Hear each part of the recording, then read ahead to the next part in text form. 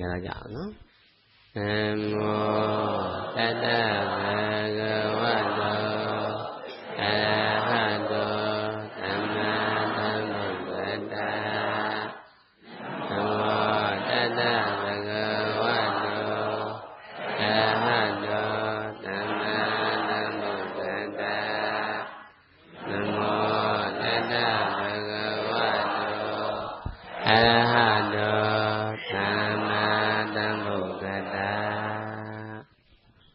တတလို့ကြောင်းထိုင်ကြနော်အခုရောက်တဲ့စကားအစဉ်ကိုမမေ့နဲ့နော်ဥတီချက်ကဘယ်လိုသွားတာလဲဆိုရင်အလုံးတန်တာမှာစက္ကနေတဲ့တက္ကာယဒိဋ္ဌိကိုပယ်ဖို့လို့သင်တာနော်အဲ့ဒိဋ္ဌိဒီမှတ်ပါအပယ်မျိုးစေလို့မှတ်ရမယ်အဲ့ဒါကိုပြုတ်သွားအောင်ပြတ်သွားအောင်ဆိုတာဒီလိုဆက်ဖြုတ်တာမဟုတ်ဘူးနော်အမြင်ပြောင်းသွားအောင်အမြင်ရှင်းသွားအောင်ပြောတာပြန်ပြောမယ်နော်ဒီဓာတ်ကြီးကယူဆလေးမမှားစီနဲ့ဥမာဖြစ်ရင်တဲ့မျက်စိလဲတဲ့ပုဂ္ဂိုလ်နမ်းကြတယ်လို့ပဲတဲ့စဉ်းစားဟိုကအရှိနောက်တဲ့မြောက်မျက်စိလဲတဲ့ပုဂ္ဂိုလ်ဒါအရှိဌာနလို့ပြောတဲ့အခါမှာအလဲပြေးသွားတယ်လို့ဟုတ်ပါ့လားဒါကိုအမြင်ပြောင်းသွားတာကိုပြုတ်တယ်ခေါ်တာနားလည်မယ်နော်ပြန်ပြောမယ်ဥမာဖြစ်ရင်ကိုကြည့်နေတဲ့ပုံကြီးကပကြီးကတစ်ခက်ကဣတိစပကြီးဆိုပါတော့နော်အဲပုံကြီးကတခါကြရင်မြောင်းနဲ့ဆင်းနဲ့တူနေတာနေပြီးတော့တရားကြည်ရင်ကြည်ရင်နဲ့တခါကျလူပုံဖြစ်ရင်ဖြစ်လာတယ်ဆွဲထားတာတော့လူပုံပဲသို့တော့ရှုပ်သေးတော့ဓာတ်စုံကြည့်တော့မျက်စိနဲ့တိုင်းမျိုးတွေရှစ်တတ်တယ်သူတချို့ဖျားတယ်သူတော်တော်ပေါ်တာမလားတွေးတိုင်မရှင်းဖျားလေ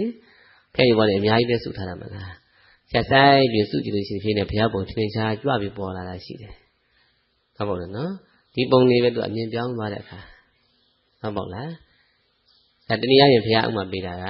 တိကုတ်တို့တရေမှတ်တာမျိုးလို့တိကုတ်တို့တရေမှတ်တယ်လို့နော်ဆရာကြီးရဲ့ဥမာပေးခဲ့တာတိကုတ်တို့ကတော့တရေမှုဘူးညဘက်ကြတော့ကအမှောင်နဲ့ကြည်ရင်ကြည်ရင်နဲ့ရေကြီးတွေဖြစ်လာတော့တရေထင်တာတိကျမိထိုးကြည့်တဲ့ခါကျတော့တိကုတ်တို့မှတည်တော့ကြောက်သေးလားအဲ့ပမာလို့ဟုတ်ပြီလားအခုတခြားသွားမဆန်တယ်နော်တရားတော်တရားကဟိုပြောလိုက်ရင်လွယ်လွယ်လေးပဲတော်တော်လွယ်လေးကအခက်ဆုံးဖြစ်နေတာနားလည်မလားတရားစကားနဲ့ပြန်ပြောမယ်နော်ခန္ဓာ၅ပါးဆိုတဲ့သဘောတရားကိုပါဠိတော်ကတက်ကာယလို့လည်းခေါ်တယ်တက်ကာယမှတ်တယ်နော်ထင်ရှားရှိတဲ့သဘောလို့ပြောတာသဘောတက်တဲ့တကယ်ရှိတာအဲ့ခန္ဓာ၅ပါးတနည်းအားဖြင့်အာယုန်တိသဘောမြင်တင်ခဲ့တယ်နော်အဲ့နားမှာပဲဥမာပြောမယ်နော်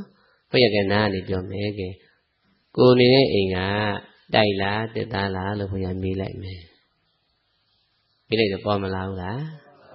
ဟုတ်ပြီနော်အတန်အိမ်ကတော့နားမှာပေါ့နော်ပုံစံအိမ်ကမနှောမှာပေါ်လိုက်တယ်အဲ့ပေါ်လာတွေဟာဘုရားတရားခွင့်ကြားပြတာယုံနာနေပေါင်းတာပေါ့ဒါယုံကြည်မှုနဲ့လက်ခံနော်အဲ့သဘောတရားတွေကိုတဲ့နောက်စိတ်ကသူ့အမှန်သိတဲ့ပညာအလင်းခံထားပြီးတော့ကြည့်တော့တဲ့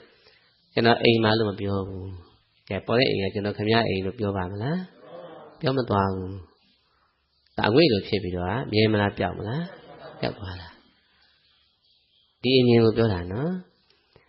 ဒီတိုင်းအမြင်နဲ့မှန်ပြီဆိုရင်အဲ့တိုင်းယုံကြည်စွာနဲ့လက်ခံခြင်းတော့ဒါဟုတ်ပြီလို့သိတယ်ဆိုရင်ဒီကမှန်နော်ပေါ်တိုင်းသိထားပြီးအဲ့တိုင်းပဲကြည့်သွားရမှာပေါ်တိုင်းမှာ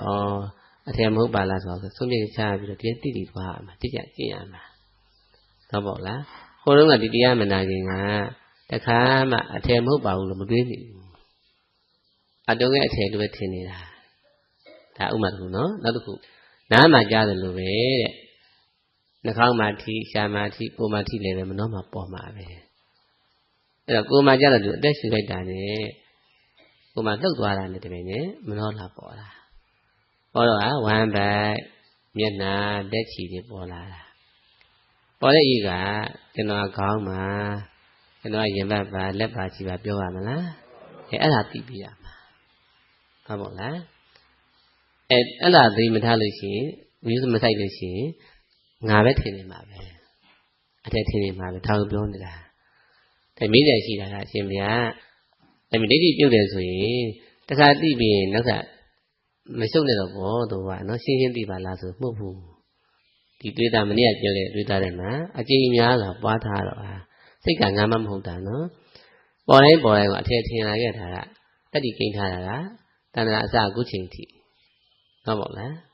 အကြာကြီးထင်မှတ်ထားတော့တတိကိန်းနေတာများတယ်ဘုရားပွင့်တော်မှာအရှိကိုရှိတယ်ဘုရားပြောလိုက်တော့မှဟုတ်သားပဲရှုစဲထုတ်စဲမှာ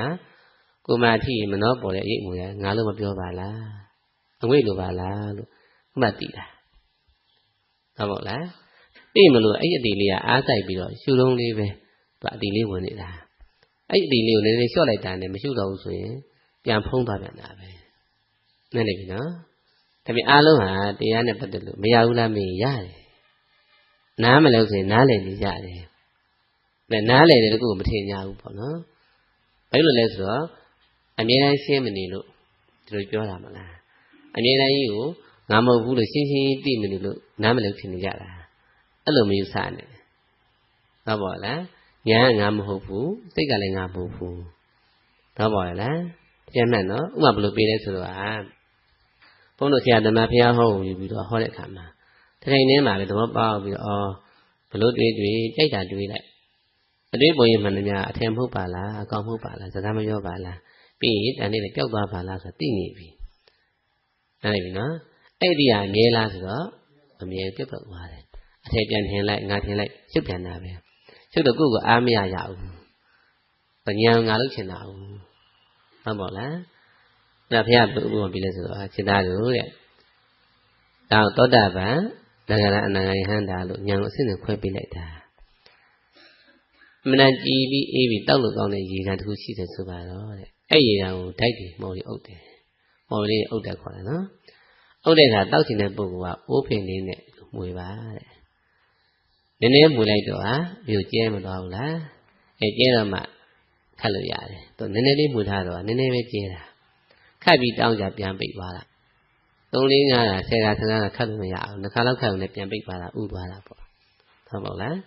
နောက်နည်းနည်းကြာလေးမှုမယ်ကြာမှုရင်1 လ2 လလောက်ကွာမသွားဘူးလားကျဲသွားလိမ့်မယ်အဲ့ကြရင်ဦး20လောက်ဒီ20လောက်ခတ်လို့ရတယ်ပြီးပြန်ဥသွားမှာပဲဟုတ်ပါလား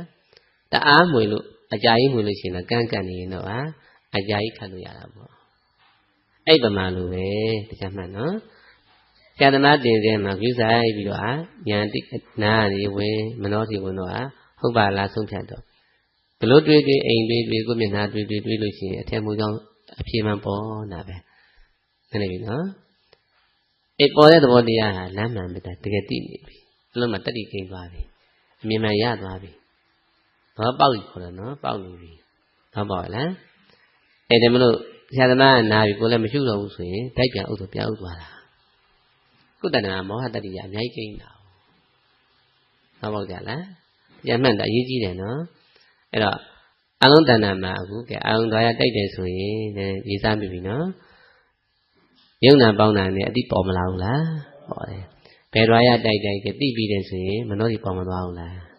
ဒီခုချင်းမေးမယ်မျက်စိမှာအဆင်းတိုက်တယ်နော်အဲ့တော့ပုံလေးဆက်ပြမယ်နော်ဘာရ6ပါးတိဆောက်ပုံကြည့်အောင်နော်မျက်စိမှာအဆင်းတိုက်လို့ဆိုရင်တို့တင်မယ်ပဲခန္ဓာ၅ပါးကိုနော်တိတိသိပြီနော်သက္ကုပတာရာဆိုတဲ့အကြည်တက်ကဒီဆောက်ပုံကြည့်တော့မျက်လုံးအိမ်ကြီးနှလုံးကြီးပေါ့နော်မျက်လုံးမှာအပြင်ဘက်ကမှန်မလို့တော့အကာကြီးရှိတယ်တဲ့ပြီးရင်ဒီချက်မှာကြွက်သားနဲ့ထိန်းထားတဲ့တကယ်ပေါက်ရှိပါတယ်တဲ့ဒါသိပ္ပံပညာရတရားလားနော်ပြီးရင်ဒီမှာအာရုံကြောလာပြီးအဆုံးသတ်ထားတာဆက်ထားတာနေရှိတယ်ဒီတကယ်ပေါက်နဲ့ရှိရအကာကြားမှာအရေးတစ်မျိုးရှိတယ်တကယ်ပေါက်နဲ့ဒီမြင်လာကြားမှာလည်းဒီတစ်မျိုးရှိတယ်သိပ္ပံတွေကိုကြည့်လို့ရှိရင်အပင်လိုက်ကဝင်လို့မရဘူးဒီကအစင်းတိုင်းဆိုတာအလင်းတက်သဘောနဲ့သွားတာတဲ့လာပြီးတော့ဝင်တာဝင်တဲ့အခါမှာရေထဲကိုအလင်းတန်းဖြတ်လို့ရှိရင်ရိုင်ညွန်းကိန်းဆိုရှင်ရိုင်သွားတာရေဖတ်ဝက်တဲ့ရေထက်နှခမ်းတဲ့ကြောင့်လူထဲလို့ရှိရင်ကောက်သွားတဲ့အောင်မရတယ်ဟုတ်ပါတော့နော်အဲ့လိုမှလို့ပဲအလင်းတန်းကလည်းဒီမှာစုပြီးကောက်သွားတယ်လို့မြင်လိုက်မလားတကယ်မောက်ကိုဖြတ်သွားတာအဲ့ဒါဒီမှာအရေးတစ်မျိုးကိုဖြတ်တဲ့အခါပိုးစုသွားတယ်ကြောက်စုသွားတာစုပြီးကြတာမြင်လိုက်မလားအစင်းနှိုင်းကြတာနော်ကြတဲ့နေရာလေးကအာရုံရောရအဖျားအဆုံးဖြစ်နေတယ်မြင်လာခေါ်တယ်သက္ကုပတာရလို့ပါဠိလိုခေါ်တာသက္ကုပတာရဘုရားဟောခဲ့တာ ဆက်ဆက်ကတုတ်တာမှာမင်းကုန်းဆရာဖေးကတန်းရဲ့ဥခေါပမာဏပဲရှိတယ်လို့ဘုရားဟောတိုင်းအမေးရှိတာသိရတယ်တကယ်လည်းတူနေတယ်ဒီကြည်ရကဘယ်ကနေဆက်တက်ထားလဲဆိုတော့ဘယ်အုံနောက်ပိုင်းရလာတာဒီကောင်းပိုင်းမှာတောင်းတည်တဲ့အတိုင်းအုံနောက်ရှိတယ်နော်အဲ့ထွက်တဲ့အာရုံရောမှာဖြာလာဒီပုတ်ဆက်သွားလာတာရပြီနော်အေးဒီကစိတ်စေတိတ်ကဘယ်လိုဆက်မလဲဆိုရင်နှလုံးအိမ်မိထားတဲ့စိတ်စေတိတ်တဲ့သူရလက်ပတ်နေတာသူပြတ်ခိုင်မှာပေါ်တဲ့စိတ်ဒီကျက်စီလို့ဖြစ်တော့ကြောင်းတဲ့အိပ်ပြောရင်တော့ဘဝင်စိတ်လုံးမလို့ဘူးနော်မသိဘူးနိုးရင်တော့ဟာကိုဆက်တယ်ထားကျက်စီလို့ဖြစ်နေတယ်မှတ်တာဒီမှာအစင်းတိုက်ချိန်မှာဒီလေးပါဆက်တယ်ထားတာအုံနောက်ကိုသွားတဲ့ပြိလှကျော်ပြိလှကျော်နဲ့ဆက်ထားတာဓမိကျော်ခေါ်တဲ့ကျော်ခေါ်တယ်နော်သူနဲ့ဆက်ထားတာဒီတော့ဟာဒီနေရာလေးကိုကြည့်ရမှာနော်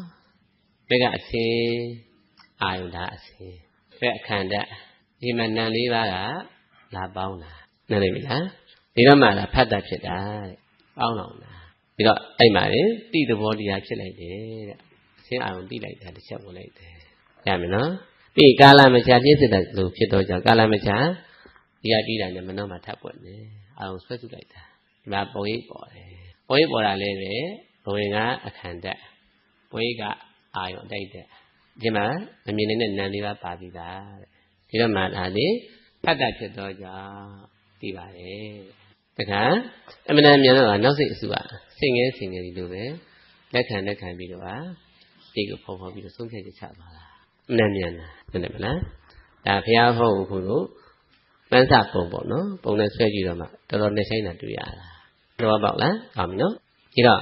ဘယ်နေရာမှာဘုန်းကြီးတို့ခုနပြောရဲ့အမြင်မဒိဋ္ဌိယဝင်တာလေလို့ကြည့်တော့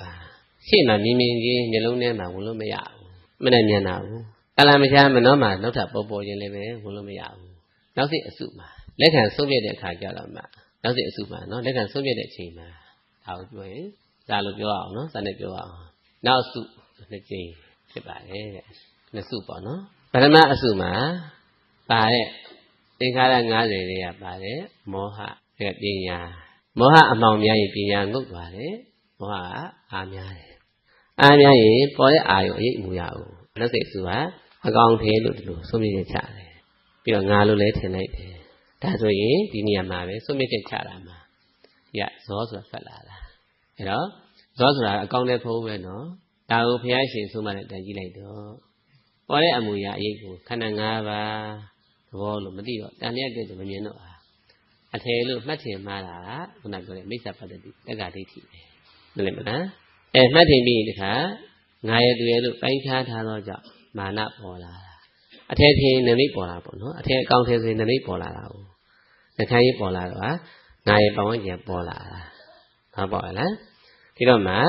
ຢာဒီပြောက်တာပြတ်တာမတွေ့ဘဲနဲ့ဆက်တာတဏှာတဲ့ဒီသုံးချက်ကတပေါင်းနဲ့ဝင်လာတာလို့မှတ်မြင်တာနဲ့ဆက်တာနော်ဥပမာပြောရရင်ဘုန်းကြီးတို့ဤပြလည်းသွားမှတ်ရတယ်ဒီဆရာတော်တစ်ပါးရဲ့နေတော်ကြီးနဲ့ခင်မတော်ရှိတယ်တဲ့ဒီနေ့ခင်မတော်ကြီးကဆုံးသွားတော့တကြိုကြတာပေါ့တင်းကုန်းမှာမေတော်ကြီးကလူးညံငူတာဘုရားတာယဟန်ကမေတော်အေးအောင်ဆိုပြီးတော့ဇေယျဘောခေါ်တော့တရားဟောမယ်ဆိုတော့မေတော်ခဏလေးငြိမ်တယ်ပေါ့နေရရွှဲလို့အဲ့မှာနေကြီးကလေးကောက်ကိုင်းပြီးတော့မေတော်တဲ့ပြောချင်တာကတော့ခန္ဓာအိန္ဒိယတေမြေဩဇာလမ်းဆုံးတာပဲဒါအချင်းချင်းဖြစ်ခဲ့တာလို့ပြောပြီးတော့ဖြေခိုင်းမလို့ဒီကလေးကောက်ကြင်တော့မြင်လိုက်ရတာမျက်စိကမြင်တာနော်မြင်နေဆိုရင်မိမိကြီးကဲလို့တော့ဒါလက်ခံပုံပေါ်မှာပေါ့နော်ပေါ်လာနောက်စိတ်မှာဗာတွေပါလို့ဆိုရင်အမြင်မှားတဲ့ဒိဋ္ဌိသူကထင်တဲ့မာနစက်တနာပါတာနော်ပါတော့အဲ့ဆိုဆက်လိုက်တာဆက်မိတဲ့ခါကျတော့ဒီအပူရဟုထွက်လာတယ်စက်ကြစားလိုက်တာဟုတ်အဲ့မှာကြည့်ပေါင်းငူတာဒါလှိတ်ငူတာဘယ်လိုငူတာလဲမိကြီးကကြံမှာဘလို့ပုံငူတာလဲလို့မေးတော့အဲ့မိကြီးမျိုးလေးပေါ့တဲ့သူအပြုတ်ဘွားတော့ကတိရုံးမှာရှင်ဘုရားခင်မဲ့ကပြည့်ပြီးစားတာအဲ့မိကြီးမျိုးလေးတဲ့စဉ်းစားမိကြီးမြင်တယ်နဲ့နော်သူအပြုတ်ဘွားတော့ကစားပြားပြီးပဲစားနော်ကတိရုံးမှာပြည့်ပြီးတော့စားအဲ့မိကြီးမျိုးလေးဆိုတော့ပြီးတော့ဇလန်းပို့ရှုပ်သွားတာအဲ့တော့လောင်တော့တာအခုတော့မရှိတော့ဘူးဆိုငိုပြောတာလေမြင်တယ်နဲ့ကိုဆက်သွားတာတန်းစီသွားတာဟုတ်ပါလားအကျိုးရှိတယ်မတာတိမိတို့အဖေမေဖိုးတွေသိလို့ရှိရင်လက်ရချီရလေးတွေခေါင်းလေးတွေကြံခဲ့တယ်အေးရလေးကြံခဲ့ရင်ဒီကခေါင်းကြည့်ရင်ခေါင်းမဲ့ရပ်ပါလားမဟုတ်ဘူးသူကဆက်တာ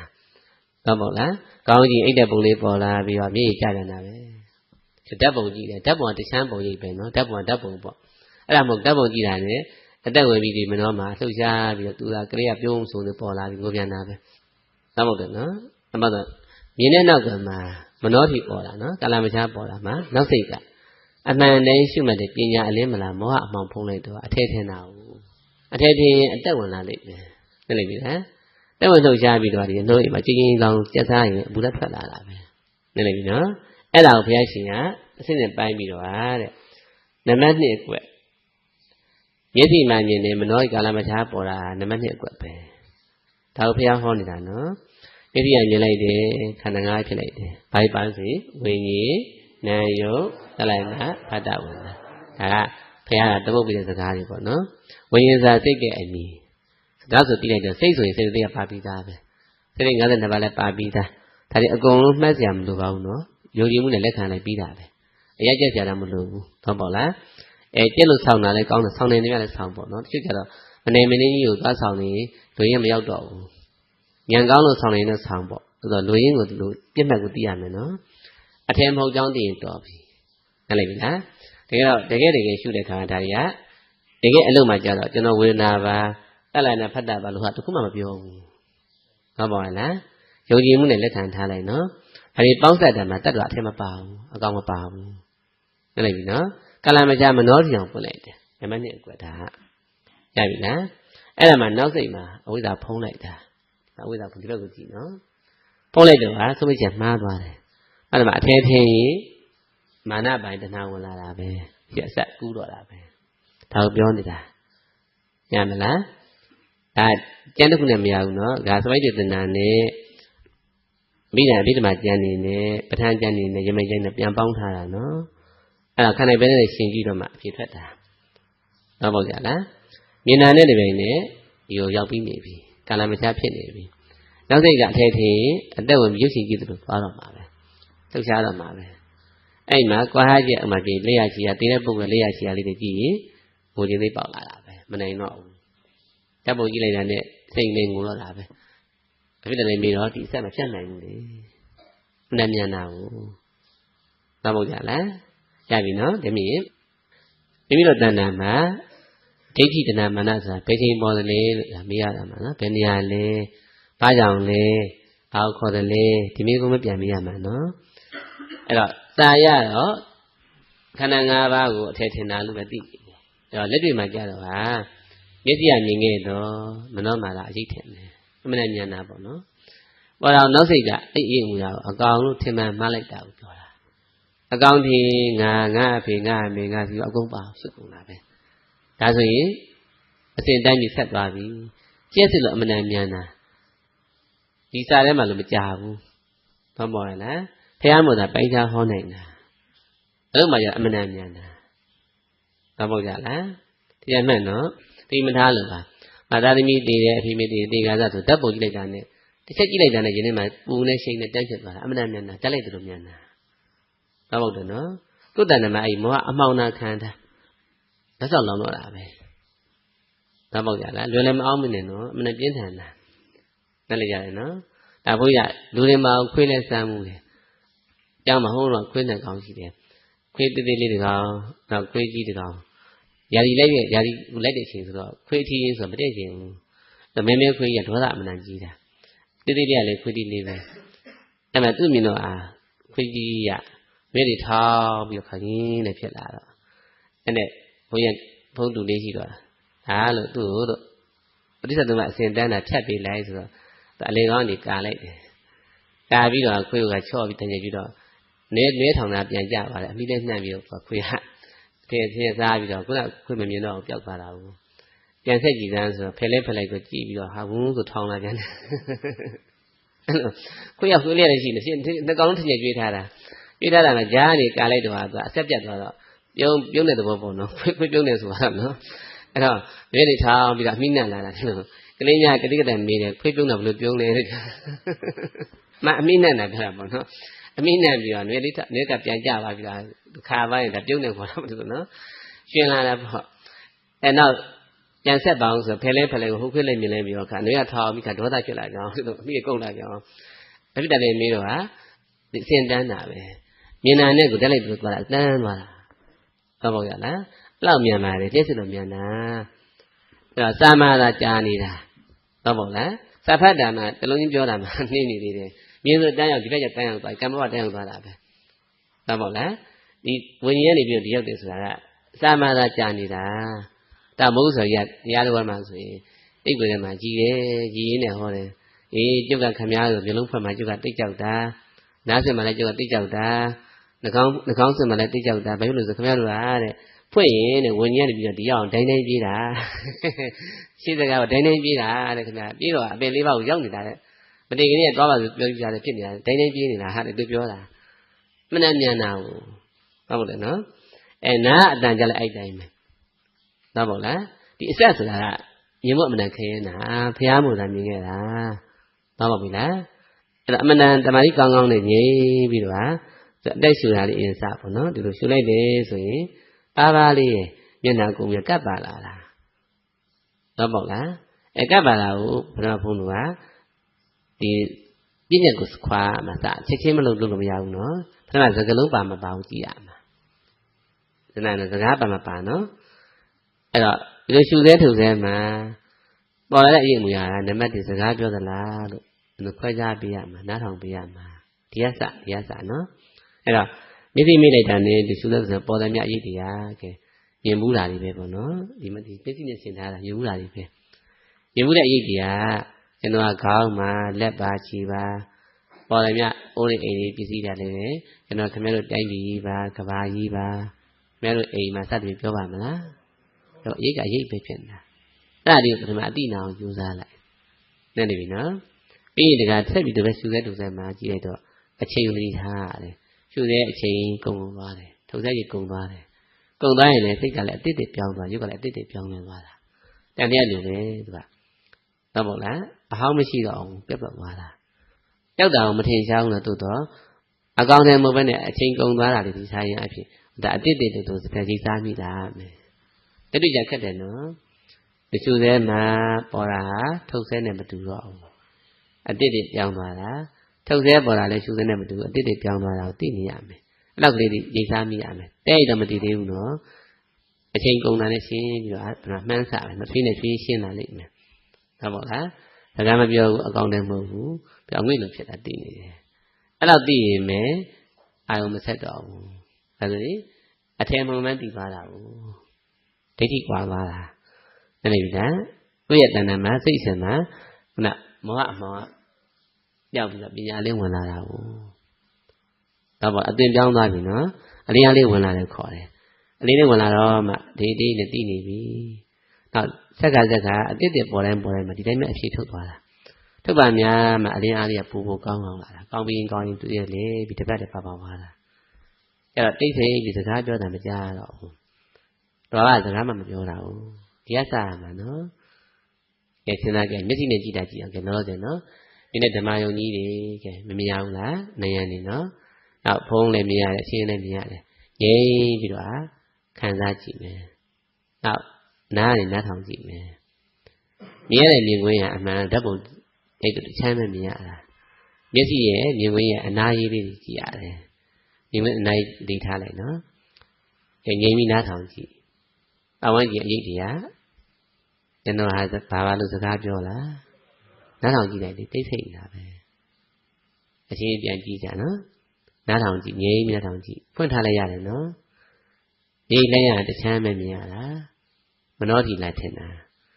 နောက်စိတ်ကအဖြစ်ထုတ်တာမှန်တော့အကောင်မီဝဲနဲ့နားထောင်ကြည့်လိုက်တော့တိတ်လို့စကားလည်းမပြောဘူးဘာမှတောင်းဆိုချက်မရှိဘူးတောင်းတမရှိဘူးတောင်းဆိုချက်မရှိဘူးတိတ်ဆိတ်တ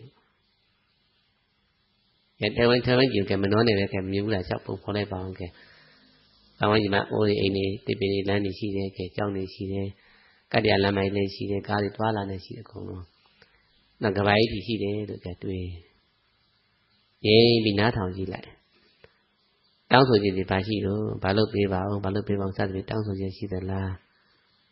ကဘာကြီးပါအိမ်တွေအိုးတွေလမ်းတွေပါလို့ဝန်ခံတာရှိသလားတကယ်နားထောင်ကြည့်တော့သူတို့အရေးကြီးစကားပြောသွားလားပြောဟုတ်ပါလား တရားရှိတဲ့ဆိုတာအဲ့ဒါပဲလေကျန်မပါဘူးနော်ဒါပဲနော်တော့ပေါ်တဲ့ပု္ပ္ပာအဖြေထုတ်တာပဲလေစိတ်ပြည့်နဲ့အဖြေထုတ်တာပဲဟုတ်ပါ့လားရှေ့ကနှစ်ကပေါင်း30လို့ဖြေထုတ်တယ်လို့ပဲပေါ့ဟုတ်ပါ့လားအတန်ရှေ့နော်အပေါင်းလက္ခဏာအတန်နှစ်ညီညာချင်းအတန်ပြီးတော့မနောမှာရိပ်ပေါ်တယ်နောက်စိတ်အစုကဖြေထုတ်တယ်30လို့ဖြေထုတ်တယ်မလား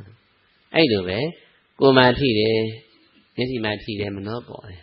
ဟောတော့နောက်စိတ်ကဖြေထုတ်တော့အကောင်းမဟုတ်ဘူးစကားမပြောဘူးအမှန်သိပေုံလေးပဲတိတ်ဆိတ်လို့ပြီးအတိတ်အစားလဲသွားတော့မရှိတော့ဘူးအတိတ်ပဲအစားလဲသွားတာအဲ့ဒီတည်နေတယ်ဆိုရင်တဲ့သူတို့အာရုံဆက်တာမဟုတ်တော့ဘူးတဲ့မစိတ်တဏှာမလားပဲဒါတရားပဲအလုပ်ပဲဒါပေမဲ့အရှိကိုအရှိတိုင်းမြင်တာလို့ခေါ်တယ်တောင်ရောဆရာဖေးလို့ဆိုတာပိဋကအာရုံဆောင်ကြီးတွေနော်တရားဆိုတာကွယ်တဲ့ဘူတံဘုဒ္ဓတော်ပတ္တိပါပဲတဲ့ပါဠိနဲ့သုံးတာဘာလဲလို့ဘူတံဘုဒ္ဓတော်ပတ္တိဆိုတဲ့သဘောတရားကပညာဆိုတဲ့အလင်းတန်နဲ့ရှင်တဲ့စိတ်ဟာတဲ့အမြင်မှန်းမလာတော့ဘူးတဲ့သူ့ကိုဖယ်လိုက်ပြီးတော့ပါဠိစကားကြတော့ဘူတံဒါဘူတံဆိုတာဟုတ်တိုင်းမှန်ဆိုတာရှိတဲ့အတိုင်းကိုတဲ့ဒါဘူတံနော်ရှိတာကိုတဲ့ဘုဒ္ဓတော်အရှိတိုင်းအရှိကိုအရှိတိုင်းပေါ့တော်ကအရှိကိုအရှိတိုင်းပတ္တိတဲ့ပညာဥသိသောစိတ်နဲ့ရှုမြင်တာပါပဲတဲ့ဒါတရားပဲတဲ့တရားကျင့်တာပဲအတူလေးရဲ့နော်မရှုပ်ဘူးနော်ဒီစကားဆိုတော့ဘုလွတ်လွတ်ကင်းလေးသွားတာပေါ့ဘာမှအညစ်တယ်မရှိတဲ့စကားရှင်းဆရာတော်ကြီးဆုံးမခဲ့တာနော်မျက်စိနဲ့မြင်တဲ့မှလည်းပဲငြိမ်းပြီးတော့ပေါ်သမျှကိုမနှောမှာပေါ့နော်အဖြေထုတ်တာပဲဟောနိုင်ရလို့ပြောသလားဓမ္မလို့ပြောသလားငါလို့ဝန်ခံသလားသူလို့ဝန်ခံသလားမျက်စိကနာမိတ်ကြည့်လိုက်တော့အရေးကြီးကြံခဲ့တယ်နော်အဲ့ဒီတရားလည်းပဲစကားပြောသွားတာမဟုတ်ဘူးအငွေ့လိုပဲအသက်ရှူထဲမှာလည်းအတိတ်အစားထိုးသွားတာထုတ်ထဲမှာလည်းအတိတ်အစားထိုးပြီးတော့မရှိတော့ဘူးတိတ်ဆိတ်နေစကားမပြောဘူးအကောင်ထဲလည်းမဟုတ်တော့သူ့အကြောင်းကိုအထယ်လို့ပြီးမဆက်တော့ဘူးအထယ်လို့မဆက်ရင်ဒိဋ္ဌိသဏ္ဍာန်မာနသုံးလို့မလာတော့ဘူးပညာအလင်းဝင်သွားတာဟုတ်ပါပြီလားအဲ့ဒါဆိုရင်အားလုံးလိုရင်းနဲ့နိဗ္ဗာန်ပေါ်ပြီတရားမှန်နော်နိဗ္ဗာန်ဆိုစကားတိပဲကတဏှာမရှိခြင်းကိုပြောတာတဏှာမရှိတာကိုပြောတာသိနေပြီလားတဏှာမရှိခြင်းနိဝါဏဆိုစကားလာတာဘာကိုဘာပြုဒီဘောပြုနော်ဆင်းတော့ကြောင့်ပေါင်းတော့နိဗ္ဗာန်လို့သုံးတာအဲ့တဏှာမရှိရင်ဟာအရှိကိုရှိတိုင်းမြင်စဲမှာတဏှာမလာဘူးဒါမှမဟုတ်ဆရာတော်ဘုန်းကြီးတဲ့နိဗ္ဗာန်ဟာနိဗ္ဗာန်လို့မသုံးတော့ပဲနဲ့တဲ့တရားဆိုတာကွယ်ဘုဒ္ဓံဘုဒ္ဓတပတ္တိပါပဲလို့သူပြောတာတတလေးပြောပခဲ့တာရှင်းရတာဒီဘက်ကလှည့်ရှင်းရှုပ်မှဆိုလို့နော်အရှိကိုအရှိတိုင်းမြင်တာပဲမြင်စဲမှာတဏှာမလာနိုင်တော့ဘူးဒါပေမဲ့နိဗ္ဗာန်ဆိုတာစကားလုံးတစ်ခုပြညတ်ထားတာတဏှာမရှိခြင်းကိုသမုတ်ထားတာသိလိမ့်မလားတဏှာဆိုတဲ့သဘောတရားကတခြားမဟုတ်ဘူးအမြင်မှားတာနော်ခန္ဓာငါးပေါ်တာဒီအရေးအငွေ့လို့ပေါ်တာကိုယုံနာပေါင်းလောင်တာကိုအငွေ့လို့အရှိတည်းမမြင်မဲနဲ့အထယ်ထင်လိုက်ခံမှသူငါဒီမိဆက်တာကိုပြောတာဟုတ်ပြီလားဆက်တော့မှငါ့အတွက်ဘာလို့အောင်မဲငါ့အတွက်ဘာလို့အောင်မဲကိုမှန်းထားတာတွေနဲ့ဝါဟတာတွေတွေးလိုက်တယ်ပူလာပြန်တောင်းလာပြန်ကြံတန်းလာပြန်ဟိုပြင်ပန်းနေကြတာအဲ့ဒါကိုကူးနံပါတ်3ကိုကူးသွားတာပြောတာသိလိမ့်ပြီလားအရှိကိုအရှိတိုင်းနေငြိမ်ပြီးတော့အနားထောင်ကြည့်တော့တကယ်လည်းမရှိဘူးစကားလည်းမပြောသိလိုက်တော့အဲ့အပူမလာတော့ပြတ်သွားတာအဲ့တော့အရှိရှိတိုင်းမြင်နေတဲ့နဲ့နိဗ္ဗာန်ပေါ်နေပြီဟုတ်ပါလားပြီးတော့ပြောချင်တာကနိဗ္ဗာန်ဆိုတဲ့စကားလုံးဒီမြင်စရာဖြစ်နေသွားရှာလို့မရဘူးဟုတ်ပါပြီလားတကယ်မြင်ရမှာအရှိရှိတိုင်းမြင်နေခြင်းနဲ့ဘယ်ကအမြင်မှမလာတာပြောတာပညာအလင်းဝင်ရင်နဲ့မောဟအမှောင်မလာတာပြောတာစဉ်းစားအလင်းလိုက်အမှောင်ပြောက်ပြီးသားမလားအဲ့တော့အမှောင်မရှိပါဘူးဆိုတာကအလင်းကိုမြင်နေချိန်မှာအမှောင်မရှိတာတော့သိနေတယ်ဒါဟုတ်တယ်နော်အလင်းဝင်ရင်အမှောင်မလာတော့ဘူးဒါဟုတ်လားအမှောင်မရှိခြင်းဆိုတဲ့စကားတရားကိုပြောတာဟုတ်ပြီလားအဲ့တော့အမြင်မှန်မရှိဘူးဆိုတာအမြင်မှန်နဲ့အရှိရှိတဲ့မြင်နေချိန်မှာအမြင်မှန်မရှိခြင်းကိုတရားနိဗ္ဗာန်လို့သုံးတာဒါပေမဲ့နိဗ္ဗာန်စကားဒီတည့်ရိုက်မြင်စရာအဖြစ်နဲ့ရှာလို့ရပါမလားမ မရဘူးခံစားတာဖြစ်နေရှာလို့ရပါမလားမရဘူးဒါအောင်ဒီဘက်ကလွတ်လွတ်ကလေးသွားမှာဘူတံဗုဒ္ဓတပတ္တိအရှိကိုအရှိတိုင်းမြင်နေခြင်း၌တက္ကတဏမရှိသောကြောင့်ထို့ချင်းရာကြီးကိုနိဗ္ဗာန်မြင်တယ်လို့ဆိုတာပရိယေနဲ့နားလည်ရမှာတော့ပေါ့လားဒါမြင်အခုလောလောဆယ်ရောကိုယ်တရားရဲ့ဉာဏ်မမြင်ဘူးလားမြင်တယ်ရဲတင်းတင်းဝင်ခါမှမြင်တယ်ငါလည်းမဟုတ်ဘူးနော်အရှိကိုအရှိတိုင်းအတိုင်းရှုသေးထုတ်သေးမှညီသေးမှအနောမှမကြည့်ပဲပေါ်တဲ့ဣတိကိုအကောင်မထင်လို့ဒကာမကြီးမှသိတဲ့ချိန်မှာမဆက်ရင်ဒီချိန်မှာတဏှာဆက်ပြတ်မြင်နေပြီဟုတ်ပါလားတို့တော့ရှင်းရှင်းမြင်တာမဟုတ်သေးဘူးမြင်တော့မြင်နေပြီကြာကြာမြင်တာလည်းမဟုတ်သေးဘူးတိုင်းမှာဥဒ္ဒေရေကိုဥဖိနေနဲ့တစ်ချက်တစ်ချက်ဖွေပြီးတော့ရေကြည့်သလိုပဲရှိသေးတယ်မိပြန်အုပ်သွားတာဟုတ်ပါလားသူ့ရဲ့ဉာဏ်အင်မကောင်းသေးလို့မြင်တော့မြင်လိုက်တယ်သူတော့ကောင်းကောင်းမခံစားလိုက်ရဘူးဟုတ်ပါလားရှင်းရှင်းတဏှာဆက်တာပြတ်သွားတယ်နော်ဒါမလို့ဒီအားကိုအားနေတော့ကြောင့်စူလလို့သုံးတာငယ်သေးလို့သောတာပန်နာလို့သုံးတာဝိပဿနာမဲ့ဒီစူလသောတာပန်နာပဲရှိသေးတယ်နိဗ္ဗာန်တော့မြင်တော့မြင်စားတယ်နိဗ္ဗာန်မဟုတ်ဘူးနော်အမှန်နိဗ္ဗာန်စကားတဲ့အရှိကိုရှိတိုင်းမြင်နေချင်တဏှာမရှိတာပဲရှင်းရှင်းလေးသိလိုက်တယ်သူတော့ပြန်ဖုံးသွားတယ်ခဏလေးအချိန်မြင်လိုက်တယ်ပြန်ဖုံးသွားတယ်ဟုတ်ပါလားဒါမလို့ကိုယ့်ကိုယ်သဘောမပေါက်ဘူးလို့ထင်နေကြတာ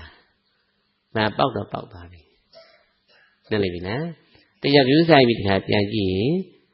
ပြုဆိုင်ကြည့်ရင်လည်းသကလုံးရှာမရဘူးအထက်ရှာမရပြန်ဘူးဒါမှညာအားလေးကနည်းနည်းလျှော့လိုက်ပြန်လို့ရှိရင်ပြန်အကောင်ထင်သွားပြန်ရင်အဲ့လိုလုံးနဲ့လိုက်နေတာဟုတ်ပါလားကိုယ့်ကိုမရဘူးထင်တာအဲ့ကြောင့်မရဘူးထင်ကြတာထိုက်တော့ရနေကြပြီဟုတ်ပါကြလားဒါမြင်ရှင်ဘုရားအထက်မဲ့တွေရအောင်ဘာလို့ရမလဲမေးအထက်မဲ့ဆိုတာစာတင်ကြောင်းလို့လက်မှတ်ပေးတာမှမဟုတ်တာဆန္ဒအောင်ကိုရအောင်လက်မှတ်ပေးတာမဟုတ်ဘူးဒီတရားဆရာတော်ဘုရားကြီးဥပဒိဋ္ဌာဆိုတာအဲ့ကမှပိုင်တာဘွဲရတဲ့အပြင်ရွှေကျင်သာနာပိုင်ဖြစ်သွားသေးတာနော်အဲ့ဆရာတော်ဘုရားကြီးကဆုံးမတဲ့နိတ္တတိထဲမှာပါလာကြည့်လိုက်တော့အထက်မဲ့ဆိုတာကြောင်းပါဘူးတဲ့အမြင်ရှင်းတဲ့ရှင်းတာကိုပြောတာပါပဲလို့ဆုံးဖြတ်ချက်ပေးသွားတယ်အမြင်ရှင်းတဲ့ရှင်းတာကိုပြောသွားတာဟုတ်ပါ့လားအမြင်ရှင်းတော့အတိုက်ခိုက်တွေဝင်လာမှာအထက်တတ်တော်ဖြစ်နေပြီမျက်စိရဖြစ်စေနားတစ်ခေါင်းတရားကိုပေါ့နော်ပြည့်ညက်တွေဝင်လာတယ်မနှောပေါ်လာရင်အမြင်ရှင်းတော့ပြီးတဲ့ပု္ပ္ပာကိုမြန်မြန်တက်နိုင်တာပေါ့ရှင်းအောင်တက်နိုင်တာပေါ့ဒါဟုတ်တယ်နော်အမြင်ရှင်းလေရှင်းအောင်တက်နိုင်လေပဲဉာဏ်အားနေတဲ့ပုံကြတော့ရှုပ်နေတယ်တွက်လို့မရဘူးသဘောတည်းတွေကမှပြောရရင်မအိမ်ကြောင်းတွေးတယ်တာသမီးကြောင်းတွေးတယ်စီဝါကြောင်းတွေးတယ်နားကနေမျက်စိကဝင်နေကအထက်ထင်ပြီးတော့သွားတာဟုတ်အဲ့တော့အကျဉ်းတရားဝဏ္ဏမှာဉာဏ်ကတစ်ချိန်တောင်မှကြည်ရအောင်မကျက်နိုင်ဘူးဆိုရင်ဖြစ်မတတ်လို့ဆိုရင်ရှုပ်ကုန်တာပေါ့ဉာဏ်လေးအားနေတာဟုတ်ပေါ့လားအင်းတရားမှာဉာဏ်အားလေးကောင်းလို့ရှိရင်90လောက်ဖြစ်ထွက်နိုင်လို့ဆိုရင်တော်တော်ရှင်းနေတာတောက်ဆိုလို့လားဉာဏ်လင်းမြန်ပြီးတော့ထက်မြက်တဲ့အလင်းလေးရှိတာပြီဆိုရင်အကျင့်တရားမှာ90လောက်ကိုတသာလေးတွက်နိုင်လာတယ်တွက်နိုင်လာလို့ဆိုရင်ပူပူရှင်းလာတယ်ဟုတ်ပေါ့တယ်နော်ဟုတ်ပေါ့လားဉာဏ်အားသဘောနော်အကျင့်တရားမှာတခါ85လောက်ထိတွက်နိုင်လာတယ်ဆိုရင်ဖြစ်ထွက်နိုင်လာဆိုရင်ဉာဏ်တော်ရင့်လာပြီဟုတ်ပေါ့တယ်နော်အကျင့်တရားမှာယာနှုံးပြီးဓာတ်ဆောက်ဖြတ်နိုင်တယ်ဆိုရင်တော့တဏှာစလုံးဝပြတ်တာပြောတာဟုတ်ပေါ့တယ်နော်အဲ့တော့ပေါ်တိုင်းမှာဖြည့်ရှင်းပြီးပေါ့နော်အဲ့တော့သောတာပန်ကြတော့အခြေခံကြတော့တဲ့သူကဒီထဲမှာလုံးဖေးလာတာပေါ့ရှုပ်ဖေးလာပြီဆိုမှပူတော့မှဖြည့်ရှင်းတတ်တယ်ဖြည့်တော့ဖြည့်ရှင်းတတ်တယ်နဲ့ကြာကြာလေးထိုင်ဖြည့်ရှင်းတော့မှရှင်းသွားတယ်တော့ကြပြန်တင်တာပဲတော့ပေါ့လားပူရင်တစ်ခါဖြည့်ရှင်းတယ်ဖြည့်တော့ဖြည့်ရှင်းတတ်တယ်သူကမလှည့်မြန်နေဘူးနေတယ်ပေါ့ကလေးများပု္ပ္ပာတက်တဲ့ခါညံတဲ့ပလီကလေးများကြရင်ပု္ပ္ပာတစ်ပုဒ်ကိုအကြာကြီးစဉ်းစားပြီးတွေ့ရတယ်ဟုတ်ပါ့နော်ဉာဏ်ကောင်းတဲ့ပုဂ္ဂိုလ်ကတော့ခဏလေးနဲ့ပြီးသွားတယ်ပေါ့ဟုတ်ပါ့လားအဲ့တော့သဘောတည်းပြပု္ပ္ပာကိုစိတ်ပြနေတဲ့ပုံစံမျိုးလိုပဲကဲဖုန်းပြောမယ်ခုနေခင်နော်အပေါင်းလို့လည်းပဲအပေါင်းလေးပဲကတက်ကြည့်အောင်နော်အဲ့ဒါစိတ်ပြ10ဘုတ်လောက်ပေးကြည့်မယ်နော်တက်တိုက်ပေးကြည့်မယ်နော်ခန္ဓာငါးပေါ်တာကမျက်စိနားနာတရားကိုမှမပြတ်ပေါ်တာနော်ပု္ပ္ပာမပြတ်ပြီးသူပေးတာ နောက်စိတ်ကတော့အဖြေထုတ်ရမှာဟုတ်ပါလားပု္ပ္ပာမြန်မြန်ပြီးရင်မြန်မြန်အဖြေထုတ်ရမှာပဲဟုတ်တယ်နော်ဉာဏ်မမီရင်တော့အကျွေးတင်မှာပေါ့အခုနေပြောကြည့်မယ်နော်ကဲ9ရဲ့ပေါ့ကဲဖြေကြနော်9ရဲ့ပေါ့9ရဲ့6ရဲ့ပေါ့9ရဲ့9ရဲ့ပေါ့9ရဲ့9ရဲ့ပေါ့15ရဲ့15ရဲ့ပေါ့15ရဲ့20ရဲ့ပေါ့150ရဲ့450ရဲ့ပေါ့950ရဲ့850ရဲ့ပေါ့မင်းတော့ကျန်တဲ့ကိုကြံကုန်ကြရမလားရိုးပု္ပ္ပာတောင်မှာကဲမြန်ပြီးကျန်တဲ့ဟာကျန်တယ်မလားလို့ဒီကအလင်းအားနဲ့ညာထက်တဲ့ပုဂ္ဂိုလ်ကတော့တောက်လျှောက်ဖြစ်နေတယ်ပေါ့နေတဲ့ပုဂ္ဂိုလ်ကအကျွေးမတင်ဘူးလားအဲ့တိုင်းဖြစ်တာဟုတ်ပါ့လားအသက်ရှူလိုက်လေခန္ဓာ၅ပါးတထောကြီးပေါ်လာတာပဲမနောတိတပြန်းပေါ်လာတာပေါ်လာမှရှူသေးမှညာမလိုက်နိုင်တော့အထဲထင်လုံးဖေးကြံခဲ့ကြအောင်အကျွေးတင်သားပြအောင်အထုတ်သေးတဲ့ခါအစ်စ်ပေါ်လဲလုံးဖေးကြံတော့ကျတော့ငါပြည့်လာရောအဲ့ဒါငါနာလည်းဖြစ်လာလုံးတော့မနိုင်ပြန်တော့ဘူးတော့ပေါ့လားအဲ့တိုင်းဖြစ်နေတာတော့ပေါ့လားအဲ့တော့ညာအားမကောင်းသေးခင်တော့မတန်နော်ဖြည်းဖြည်းလေးပဲရတဲ့လောက်လေးကိုအပိုင်ယူရတယ်ညာနဲ့ငါနဲ့မလုပ်ပြနေမရောပြနေတော့ပေါ့ရတဲ့လောက်လေးကိုအနေနဲ့ပိုင်ရတာတော့ပေါ့ပြီလားရသွားရင်ပီတိဖြစ်လိုက်အောင်အနေနဲ့ပိုင်ထားလိုက်အောင်ရှိရပု္ပ္ပာတော့အကုန်မနိုင်နိုင်ပြည့်ချင်လို့မရဘူးအစာမကြေဖြစ်နေတယ်ဆရာမကြီးသမီးကိုပု္ပ္ပာတွေအများကြီးပေးပါဆိုရင်အိမ်ကမတက်နိုင်ရင်လုံးဖိနေအပြီးပါလေနော်ပေါ့လားဆိုအိမ်သားတွေအများကြီးတက်ချင်လို့ပေးလိုက်တယ်မတက်နိုင်လုံးဖိနေရလို့ဖြစ်နေနော်အဲ့တော့ယောဂီတွေကတချို့ကလောဘတအားကြီးတာဝိညာဉ်ကြော်တဲ့အချိန်အောင်တက်ချင်တာဝိညာဉ်ကြော်တဲ့အချိန်ကပေါ့မှမဟုတ်တာနော်အပြင်းထန်ကြိုက်ခဲပြီးတဲ့ခါမှာမပြတ်လောင်တာအဲ့မှဒီကငါလည်းပေါ်လာတာအဲ့ဒါကိုငါထင်ဖယ်မှနတ္တဆိုင်လို့တဏှာစပြမှကိုယ်တဏှာစိတ်မနာလွတ်တာအဲ့တော့တချို့ကဘုန်းကြီးတရားပြီးလို့ရှိရင်ကုသိုလ်တာတာလေးပေးပြီးတော့နာနာသွားရင်5 မိနစ်ထိုင်ခိုင်းတာကို2 မိနစ်ထိုင်ပြီးနားလို့ရှိရင်ဝိညာဉ်မတည်သေးဘဲနဲ့ဘုန်းကြီးဖြစ်တယ်တရားပေါ်လိုက်တာပြောတယ်ဘုန်းကြီးမတိကလည်းပြောတာနောက်တော့တော့ပေါအောင်ပြောတာမဟုတ်ဘူးပေါ့တယ်မထင်နဲ့တကယ်ရှုတဲ့ခါကျတော့ခန္ဓာ၅ပါးအခုတစ်ထိုင်လေးမှာ5 မိနစ်လေးလောက်မှပဲအကုန်အစာကြည့်အောင်ပုံမှန်ဖြေမှမထွက်နိုင်သေးဘူးဝိညာဉ်တင်းတယ်လည်းတော့မတိုက်နဲ့ဟုတ်တော့ပေါ့ရလားနားလည်ကြတယ်နော်တာတာလေးတစ်ခါရှုလေးကိုပဲကြည်ကြည်အောင်ပု္ပ္ပာအစီကိုပဲရအောင်တွေ့ကြည့်အောင်ဟုတ်ပါလားခုနပု္ပ္ပာပြည့်တယ်ပဲတစ်ခါရှုတစ်ခါထိုးလေးမှာပေါ်တဲ့ခန္ဓာ၅ပါးကိုပဲကြည်ကြည်အောင်အဖြေမှန်ထွက်အောင်မတုတ်ကြည့်လိုက်အောင်ဟုတ်ပါလားအဲ့လေကြည်ညက်လို့ရှိရင်ရပြီဟုတ်ပါလားအဝိလည်းမဟုတ်ဘူးလေဒီတစ်ခါဒီရှုသေးထုတ်သေးလေးမှာပေါ်တဲ့အရေးအမူအရာလေးကိုအထဲမဟုတ်ကြောင်းလေးစကားပြောင်းလေးကိုအရင်သိပေးလိုက်အောင်အဲ့လေငြိမ်းပြီးသိပြီးအဲ့တိုင်းလေးပဲကျင့်ပေးနေအောင်ဒါအဖြေမှန်ထွက်နေပြီတဏှာစပြတ်နေပြီအဲ့ကျင့်သားကောင်းလို့အားပြည့်လာပြီဆိုတော့တိုက်တော့အရေးမကြီးတော့ဘူး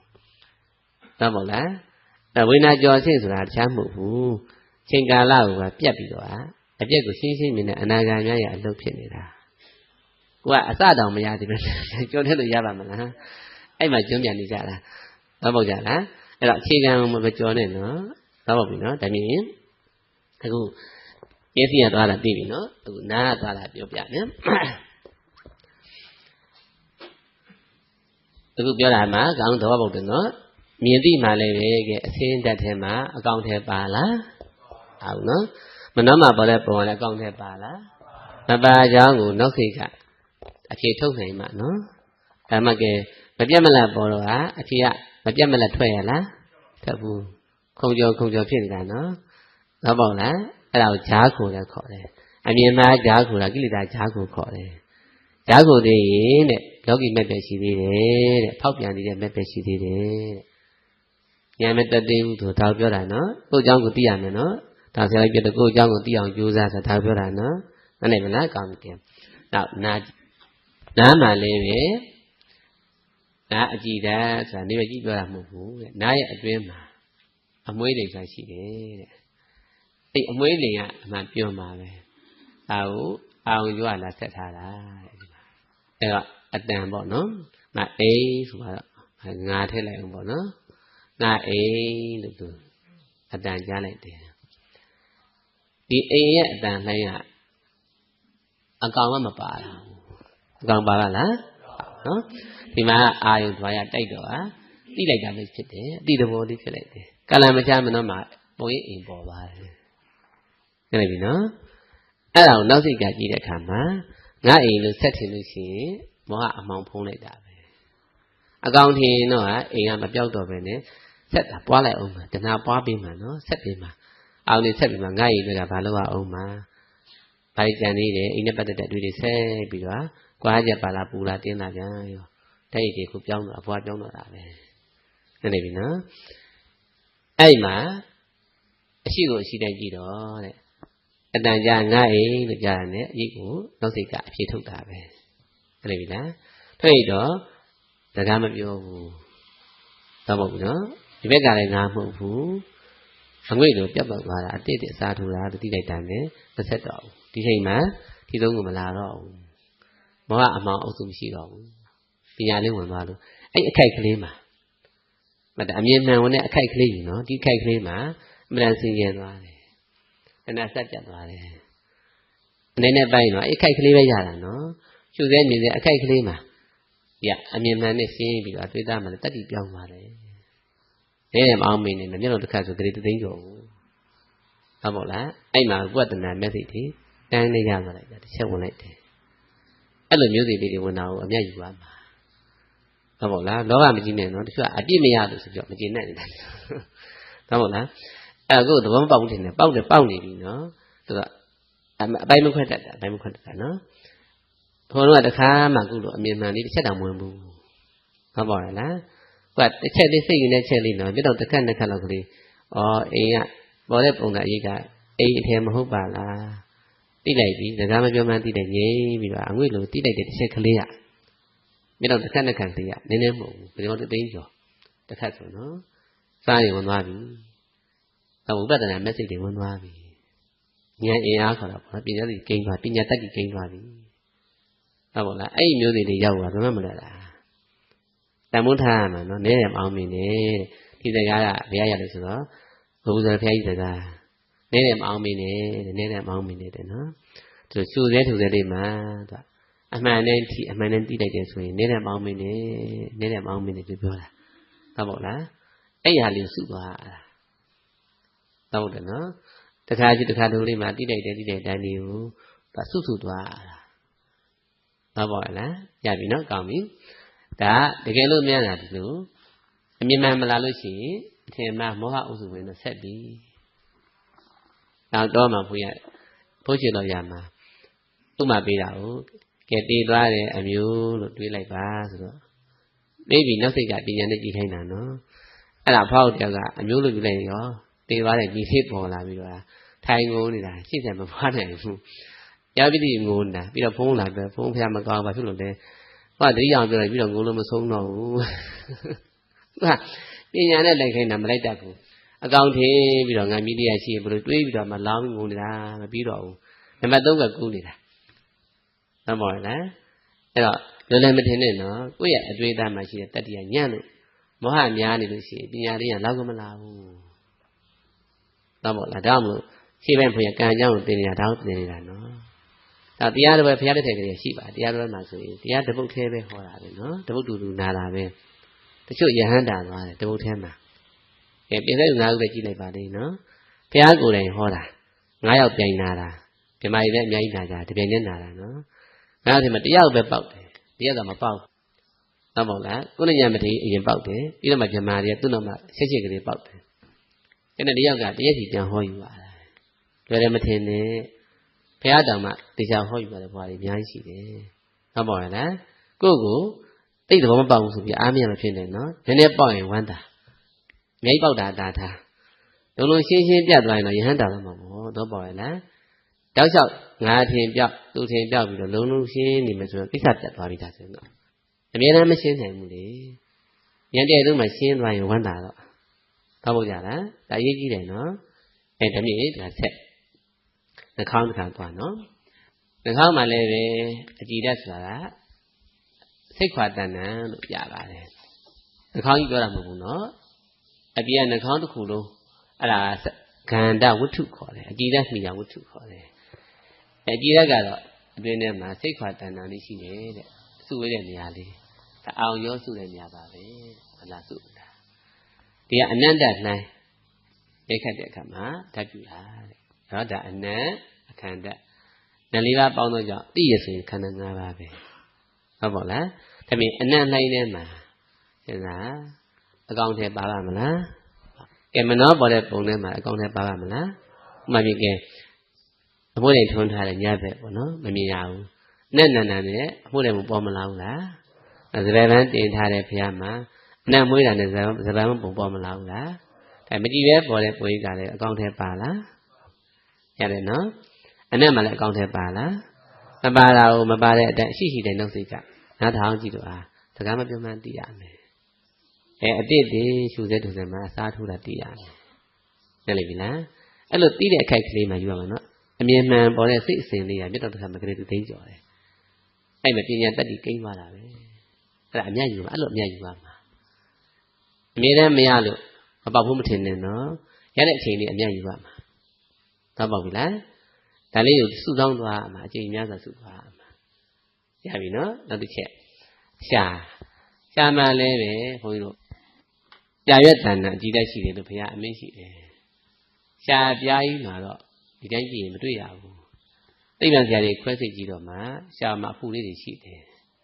အဖုတစ်ခုကိုဖြတ်ကြည့်တဲ့အခါမှာအောက်ခြေကသိမ်းနေတယ်ပေါ်မှာအဝိုင်းဖြစ်ပြီးတော့ကြာရွက်လို့ဖြစ်နေတွေ့ရတယ်မအောင်ကျော်ကအဲ့မှာလာဆက်ထားတာလာပေါက်တာတကယ်ပဲကြာရွက်တဏ္ဍဖြစ်နေတွေ့ရတယ်အဲ့မှာစားတဲ့အခါကျတော့အချွဲအာသေးတွေကအစာနဲ့ခြေတော့နော်ဓာတုပျော်ရည်ဖြစ်သွားတာအဲ့ဓာတုပျော်ရည်ကဒီရှားကြီးမှလာလောင်တာဓာတ်ပြူတာပဲဓာတ်ပြူတယ်ဆိုရင်ရတာဓာတ်ပြူက